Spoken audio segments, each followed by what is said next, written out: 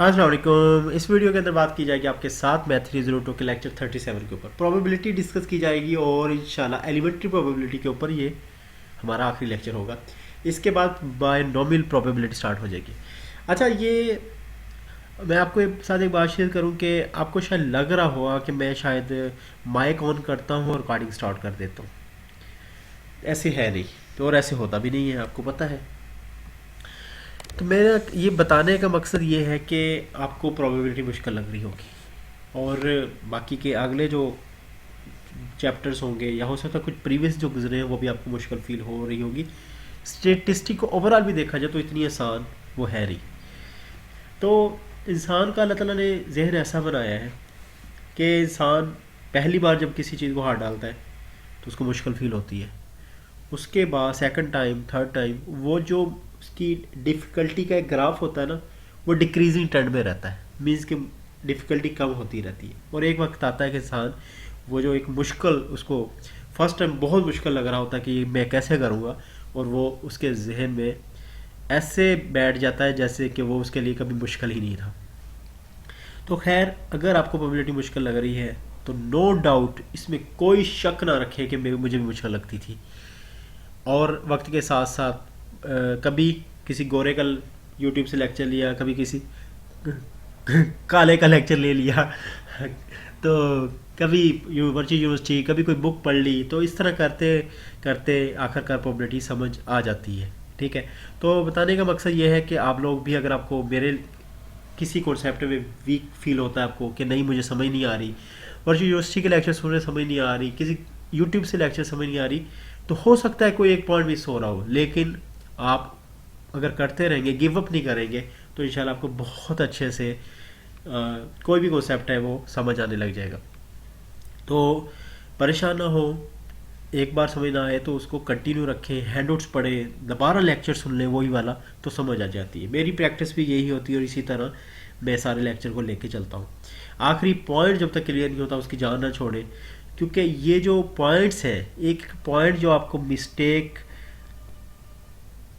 Feel होती है या कोई कॉन्सेप्ट आप ग्रैब नहीं कर पा रहे होते, तो वो आप अगर आप उसको ऐसे ही चलने देंगे, कहते हैं ना भाई ऐसे ही चलने दो जी, वो ऐसे ही चलने दोगे तो आगे जाके वो डिफ़िकल्टी मल्टीप्लाई हो जाएगी। वो पॉइंट जो आपने मिस किया यहाँ पे, जहाँ जहाँ आगे यूज़ होगा वो सारे कॉन्सेप्ट आपके वीक रह जाएंगे। ठीक है, चले जी, अभी हम बात करते हैं अपने लेक्चर की तरफ वापस आते हैं और फिर हम 37 लेक्चर को आज कंप्लीट करते हैं।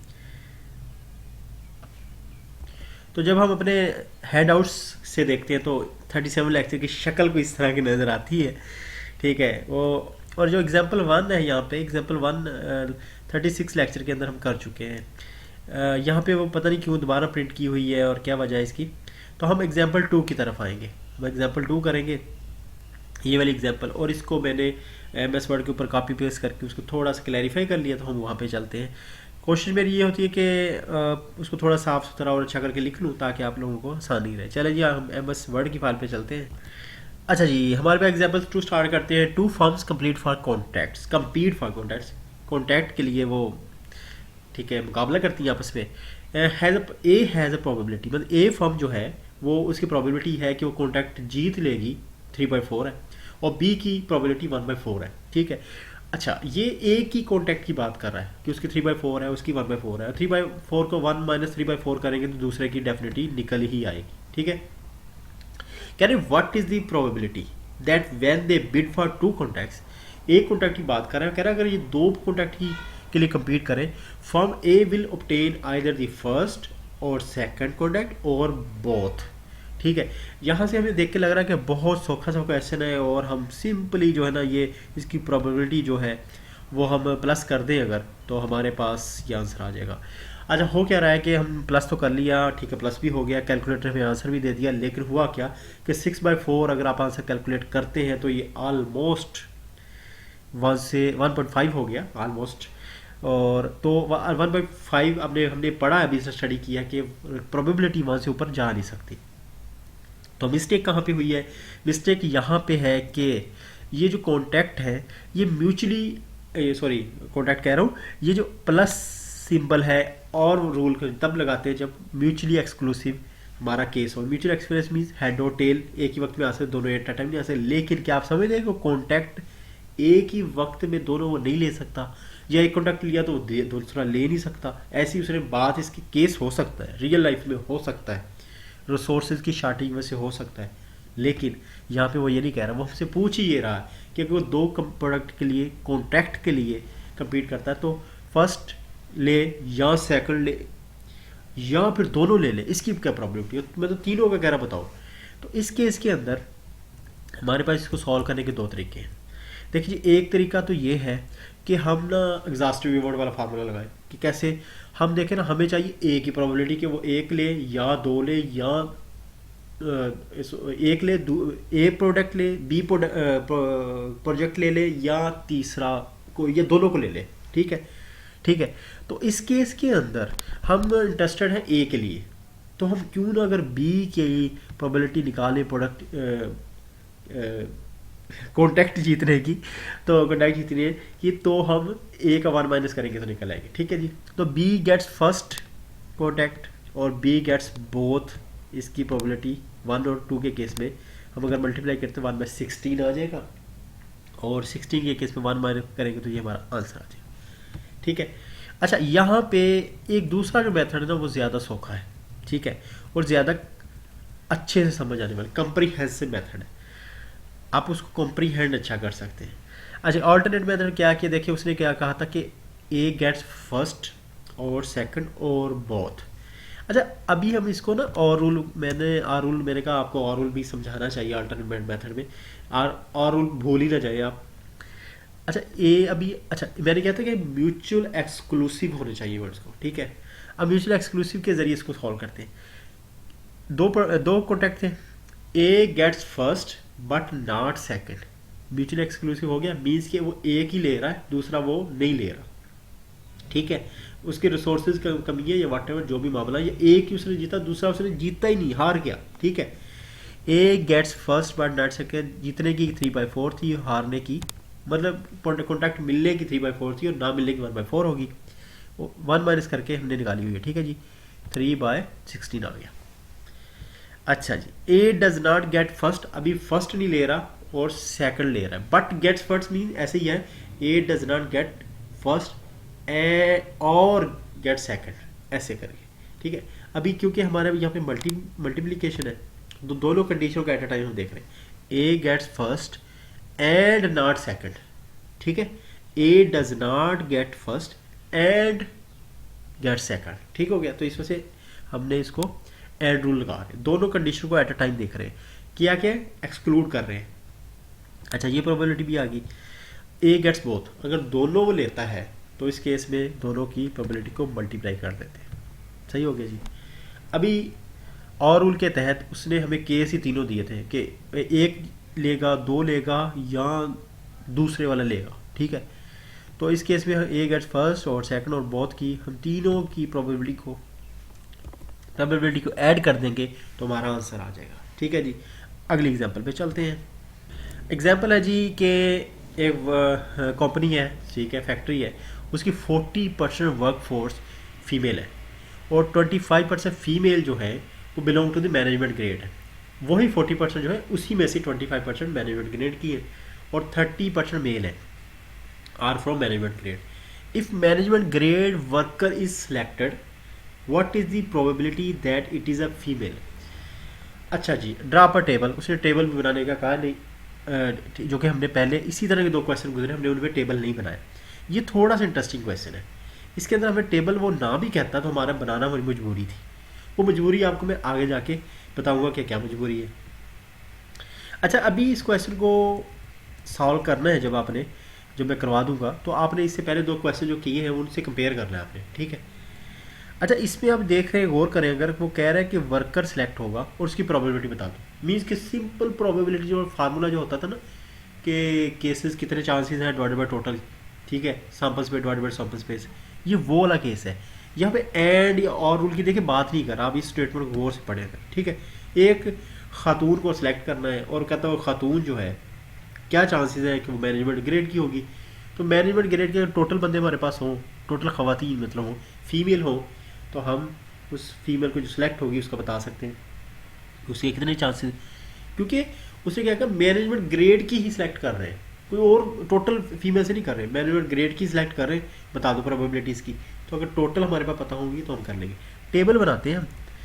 अच्छा ये अभी देखें इसमें क्या किया है जी 40%। चलें इस टेबल को छोड़ें, इसको टेबल को देखें, आपके सामने फिलअप करता हूँ ताकि आपको समझ भी आए। उसने क्या कहा था जी 30% मेल जो है वो मैनेजमेंट के हैं, 25% फीमेल जो है मैनेजमेंट की है।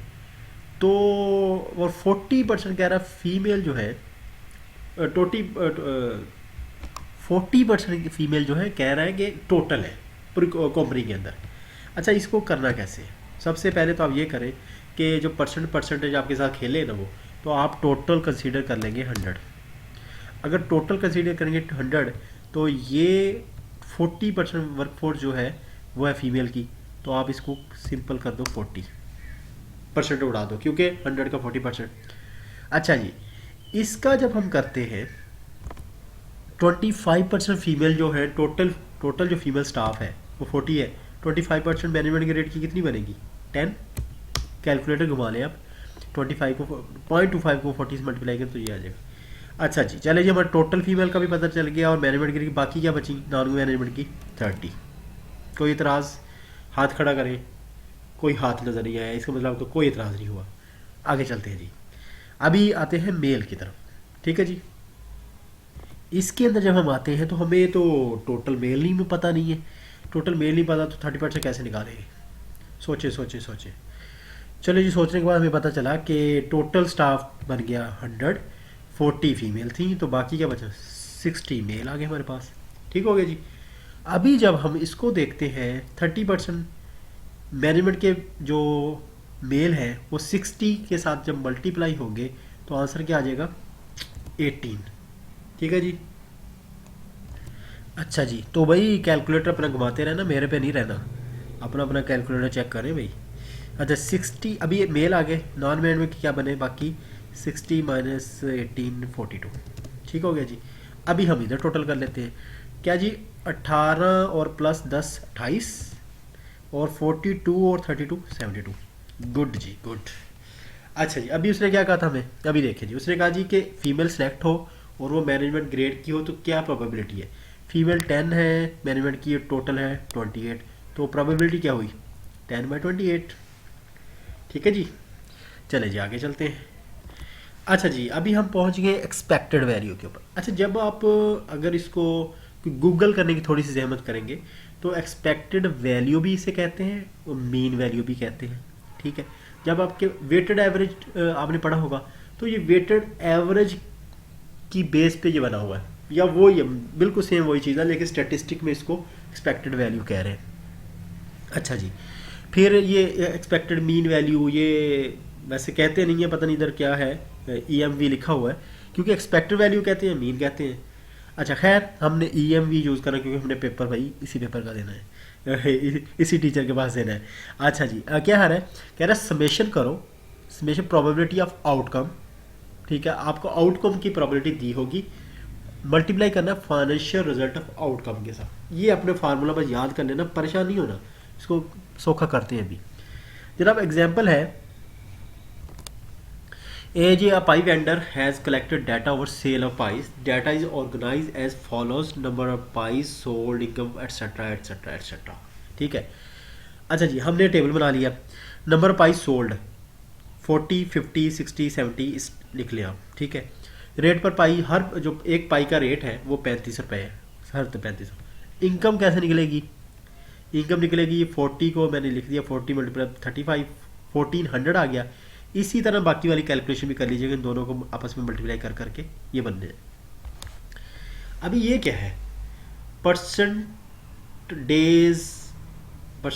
क्या है, ये आपको दी है प्रोबेबिलिटी मतलब क्या दे रहा है, वो ये कह रहा है कि उसने ना 100 दिन का डाटा लिया। ठीक है, 100 दिन का डाटा में कहता है कि 20 दिन ऐसे होंगे मेरे कि मैं जी 40 पाई सेल करूँगा और 35 रुपये बेचूंगा और 1400 मेरा इनकम हो जाएगी। तो इस तरह एक्सपेक्टेड वैल्यू वाला फार्मूला जब हमने यूज़ करना है, एक्सपेक्टेड वैल्यू क्या कहता है कि फाइनेंशियल रिजल्ट ऑफ आउटकम क्या आ गया, इनकम फाइनेंशियल रिजल्ट आ गया ना जी 1400। कह रहा प्रोबेबिलिटी ऑफ आउटकम, प्रोबेबिलिटी इसके 1400 होने की कितनी प्रोबेबिलिटी है कि चांस कितना कि 1400 में कमा लूँगा, वो है 20%। ठीक है, तो इन दोनों को आपस में मल्टीप्लाई करूँ अगर 28,000 बन जाएगा। इसी बैलेंस के ऊपर आपने बाकी के 35,000, 63,000, 49, 28,000, ये सारे यहाँ तक 28,000 तक कर लेने। आगे आगे जी EMV, एक्सपेक्टेड वैल्यू या expected mean value. In just आपने ये 28,000 इससे लेकर 28,000 सारी 5 वैल्यू जो है उनको ऐड कर दिए तो 2,03,000 आ गए आपके पास। सही है जी। यहाँ पे आने के बाद आपका क्या कंप्लीट हो गया, एक्सपेक्टेड वैल्यू। ये जो समेशन सिंबल है ना, ये समेशन वैल्यू जब ये यहाँ पे आप सम करते हैं तो ये आप समझो कि ये समेशन अप्लाई कर रहे होते हैं। सबको ऐड करने का मतलब समेशन, ये वाली सिंबल जो यहाँ पे दिखाई हुई है ई टाइप जो सिंबल है। अच्छा, अभी ये सेल पर डे निकालने लगे ना, this is not EMV। EMV यहाँ पे कंप्लीट हो गई है, किसी गलती में नहीं रहना आपने। Say this is the requirement of question to calculate the sale per day, इस वजह से हम सेल पर डे निकाल के दे रहे हैं, अदरवाइज EMV यहाँ पे हमने कंप्लीट कर ली। सेल पर डे 2,03,000 को डिवाइड किया 100 से, क्यों किया, इस वजह से कि 100 डेज का डाटा था तो हमारे पास 100 से डिवाइड कर दिया, 2030 हमारा आंसर आ गया। आगे चले जी, चले जी। अच्छा जी, अभी उसी तरह की उसी बैलेंस के ऊपर एक एग्जांपल और एक इंश्योरेंस कंपनी है, वो अपने कैलकुलेशन कर रही है 80% of the policies have no claim. वो होता है ना, पॉलिसी लेती है इंश्योरेंस कंपनी से, उसका नो क्लेम मीन्स के 80% जो पॉलिसी है उसमें नो क्लेम, कोई फाइनेंशियल इम्पैक्ट नहीं है। मतलब क्या हुआ, 0.8 को फाइनेंशियल वैल्यू क्या है, have no claim, financial value है ही नहीं, तो 0.8 को 80% को फ्रैक्शन में कन्वर्ट करें 0.8 तो आगे मल्टीपल 0। ठीक है, दूसरा क्या, इन 15% केसेज क्लेम इज 5,000। ठीक है, और 50% जो उसके बाद केसेस पड़े हैं उनका क्लेम है 5,000, तो 5,000 में से आपने उसका 0.15 से मल्टीप्लाई किया तो ये आ गया। फिर कह रहे फॉर द रिमेनिंग 5%, 5% रिमेनिंग कैसे किया, क्यों कह रहा है कि 80% प्लस 95% हो गया, 5% क्लेम इज 50,000। ठीक है जी, 50,000 कह रहे हैं 5% के ऊपर। तो जनाब आपने इसको 50,000 को 0.05 के साथ मल्टीप्लाई करेंगे तो आंसर देखें 0 आया, 750 आया और यहाँ से आया 2500, यहाँ पे आ गया, टोटल करें तो ये आ गया। जिस तरह हमने ऊपर क्वेश्चन किया था ये भी EMV है, वो टेबल में बना के बड़ा खूबसूरत कर दिया था मैंने, तो ये ऐसे ही है। अच्छा, अभी बात करते हैं हम कि मुझसे बड़ा एक क्वेश्चन मुझे बहुत बार पूछा जाता है कि गैस दे दें, गैस दे दें, गैस दे दें। हम मैं कहता हूँ कि गैस वर्चुअल यूनिवर्सिटी में गैस नाम की कोई चीज़ एग्जिस्ट नहीं करती, उसका गैस होना ही नहीं चाहिए वर्चुअल यूनिवर्सिटी की बात करूँ मैं। ठीक है, अब उसको हम इसके ऊपर प्रोबेबिलिटी अप्लाई करते हैं। मैं आपको प्रोबेबिलिटी इतनी पड़ी है तो मैं आपको अप्लाई करके गैस के ऊपर अप्लाई करके दिखाता हूँ कि आप गैस में आपको क्यों नहीं देता। ठीक है जी, उसके लिए मैं आपको लेके अगर चलूँ एक्सेल के अंदर तो थोड़ा ज़्यादा शशका आ जाएगा उसके अंदर। चलिए जी एक्सेल के अंदर चलते हैं। चलिए जी, प्रोबेबिलिटी अप्लाई करने लगे हम कि गैस होना चाहिए कि नहीं होना चाहिए। शीट आपको पहले मैं बता देता हूँ कि शीट है क्या, क्या बना क्या हुआ है। नंबर ऑफ स्टूडेंट किसी भी वक्त एक मोहतात अंदाजे के मुताबिक, मेरे अंदाजे के मुताबिक वर्चुअल यूनिवर्सिटी में किसी भी सब्जेक्ट के स्टूडेंट वो 5,000 होते होंगे, इससे ज़्यादा होते होंगे, इससे इतने पे मैं श्योर हूँ, इससे ज़्यादा होते होंगे, आप भले कंफर्म कर लें। अच्छा, 5,000 स्टूडेंट के लिए आपके ख्याल में टीचर कितने क्वेश्चन बनाता होगा? मेरे ख्याल के मुताबिक वो 1,000 तो बनाता होगा। मान लिया 1,000 नहीं बनाता, मैंने आपकी बात सुन ली है, आप कह रहे हैं नहीं नहीं इतने नहीं बनाता, 500 क्वेश्चन बनाता होगा। 5,000 स्टूडेंट हैं दूसरी तरफ। ठीक है जी, 500 क्वेश्चन बना लिए इसने।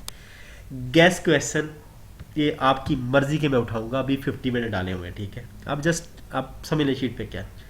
अभी chance of getting question in paper, जो गैस क्वेश्चन आपको दिया गया है वो उसके पेपर में आने के कितने चांसेस हैं वो यहाँ पे डिस्प्ले होगा। Chance of not getting question in paper, वो जो गैस क्वेश्चन आप उसके ना आने का कितने % चांस होगा। ठीक है जी, वो यहाँ पे आ गया। सही हो गया जी। अभी सपोज करें कि आपको 50 से स्टार्ट करते हैं, चले 50 से स्टार्ट, 50 क्वेश्चन मैं आपको गैस देता हूँ और टीचर ने बनाए 500 क्वेश्चन। ठीक है, और आपके पास चांस है कि 10% आपके पास चांस है, जो मैंने 50 क्वेश्चन का गैस आपको दिया है कि आप वो क्वेश्चन पेपर में आएंगे। ठीक हो गया जी, इसको बढ़ाते हैं 60, 12% हो गया, और ना आने की कितने हो 88%। इसको 100 करते हैं। 100 क्वेश्चन मैं आपको गैस के दे रहा हूँ 100, और उनके 20% चांस है कि वो पेपर में आएंगे। ठीक है, 150 करूँ, 150 क्वेश्चन मैंने आपको दे दिए तो 30% जस्ट चांस है। अब ये देखिए जिस तरह नंबर ऑफ क्वेश्चन क्लोज मैं करता जा रहा हूँ इन क्वेश्चन के जो कि टीचर ने बनाए होंगे, तो आपकी प्रोबेबिलिटी या चांस बढ़ रहा है क्वेश्चन का। आप अंदाज़ा करें 150 क्वेश्चन दे दिए, जस्ट 30% चांस है। तो जितने बढ़ाते जाए बढ़ता जाएगा, कम करते जाए कम होता जाएगा। कहने का मकसद ये, अगर आप शीट इसको यूज़ करें आपको पता चल जाएगा कि मैं गैस क्यों नहीं देता। गैस देने का कोई फ़ायदा नहीं। वर्चुअल यूनिवर्सिटी में इतने क्वेश्चन बनते हैं कि हर स्टूडेंट को तकरीबन डिफरेंट क्वेश्चन आ रहा होता है, क्वेश्चन रिपीट कम होते हैं। ये है गैस की बात। दूसरी तरफ मैं बात करता हूँ कि आपने जो अगर कॉन्सेप्ट अच्छे रखे हुए हैं, पूरा हैंड आउट्स पूरी वीडियो सुनी, सारे कॉन्सेप्ट, और वो अपन की तरफ से भले 50,000 क्वेश्चन बना ले, आपको कोई परवाह नहीं होगी। गैस पे सिर्फ काम करेंगे तो आपको मुश्किल होगी। गैस वर्चुअल यूनिवर्सिटी में एग्जिस्ट नहीं करते, मेरी एस्टिमेशन है, मैं गलत भी हो सकता हूँ। आज तक के लिए इतना ही, प्रोबेबिलिटी एंड कर रहा था मैंने कहा आपको ये बताता चलूँ। चले जी, अभी एक और बात रह गई है, वो बात करते हैं और फिर इसको ख़त्म करते हैं इस लेक्चर को। हमारे साथ अभी हमने प्रोबेबिलिटी, एलिमेंट्री प्रोबेबिलिटी ख़त्म की, जब हमारे पास बाइनोमियल प्रोबेबिलिटी की बात कर रहा है। बाइनोमियल प्रोबेबिलिटी की एक सिचुएशन हमारे साथ डिस्कस कर रहा है। कह रहा है कि जी एक फैक्ट्री है, उसके अंदर एक मशीन है, वो एक बिस्किट तोड़ती है आउट ऑफ 20 बिस्किट, तो उसकी प्रोबेबिलिटी हमें पता है कि जी ये इतनी बनती है, 0.5% बनती है। कह रहे कि अगर हम ये देखें कि एक बॉक्स है, उस पर कितने बिस्किट टूटे होंगे, प्रोपोर्शन निकाल लिया हमने। ठीक है जी, proportion of boxes will contain more than 3 broken biscuit. Box है, उसके अंदर काफ़ी सारे पैकेट पड़े हैं, उसमें आपने बताना है कि कितने बिस्किट टूटे हुए हों।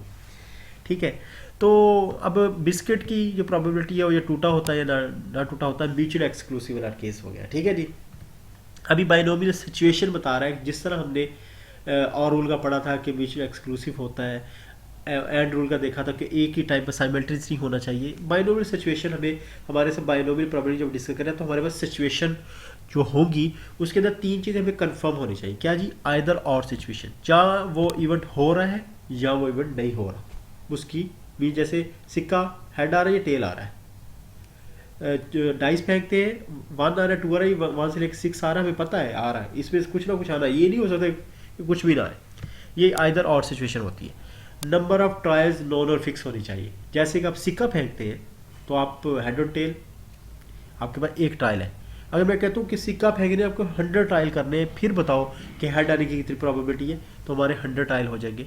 ठीक है, अगर मैं कहता हूँ तीसरी सिचुएशन क्या, प्रोबेबिलिटी फॉर सक्सेस और ई ट्रायल, मैं कहता हूँ कि मैंने सिक्का फेंका और उसकी प्रोबेबिलिटी आई 50% है हमारे पास, पता है हमें 50% हेड की 50% टेल की। अगर 100 बार, और हर मीन्स के इंडिविजुअल, ये देखिए probability for success on each trial, हर बार 100 बार सिक्का में फेंकना है, हर बार जब सिक्का फेंकूंगा तो उसकी प्रोबेबिलिटी क्या है, हर बार ही 50% है। तो इंडिविजुअल ट्राई की प्रोबेबिलिटी फिक्स पता होनी चाहिए। 3 सिचुएशन होगी। अभी हम बात करते हैं क्रिकेट की, PSL आने वाली है। ठीक है, PSL की बात करते हैं। लोगों को बड़ा शौक है, मुझे ज़रा शौक नहीं है वैसे PSL का। तो इसके अंदर बात करते हैं, एक प्लेयर खेल रहा है, ये सिचुएशन हम बाइनोमियल सिचुएशन देखने लगे। एक प्लेयर खेल रहा है, हम कहते हैं कि वो छक्का मारेगा कि नहीं, आइदर और सिचुएशन, किसी बॉल पे छक्का मारेगा या नहीं, या मार देगा या नहीं मारेगा, 2 ही सिचुएशन ना, तीसरी तो नहीं है ना। ठीक है जी, हम देख छक्का रहे हैं, अब ये ना कह दिए कि सिंगल डबल भी ले सकता है, हम सिर्फ छक्के पर बात कर रहे हैं ना, हमारी सिचुएशन ही है, हम देख रहे हैं छक्का मारता कि नहीं, आइदर और सिचुएशन। हम कहते हैं कि number of trials non and fix, कि कितने उसको चांस दे, चलिए 6 बॉलें देते, एक पूरा ओवर देते, number of trial n 6 balls. Probability for success of each trial, हम कहते हैं कि ये जो प्लेयर है ना भाई, इसके बड़े चांस हैं, ये 70% चांस होते हैं हर बॉल पे छक्का मार दे, 70% चांस, 30% चांस होते हैं मिक्स होने के। तो हर जो 6 बॉलें वो खेलेगा उसकी प्रोबेबिलिटी क्या होगी, हर बॉल की उसकी छक्का मारने की प्रोबेबिलिटी 70% है, तो छक्का ना मारने की 30% है।